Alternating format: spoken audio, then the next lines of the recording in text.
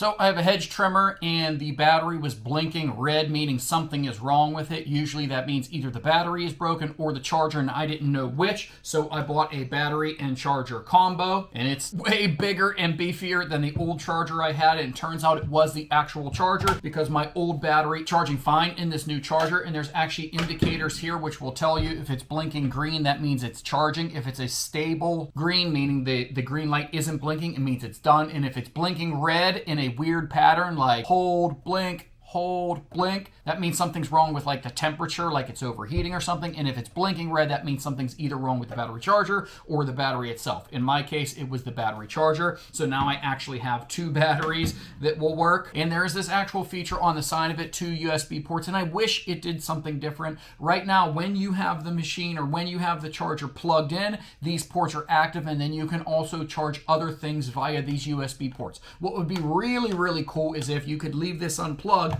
and you can put in a full battery that's already charged and then use this to charge things. Like if you're out camping, then you can use these types of batteries in order to charge your devices. That would have been really cool. It does not do that. It must be plugged in order for these USB chargers to be active or for you to charge anything through them. That would have been a really, really cool little thing that I wish it did, but oh well.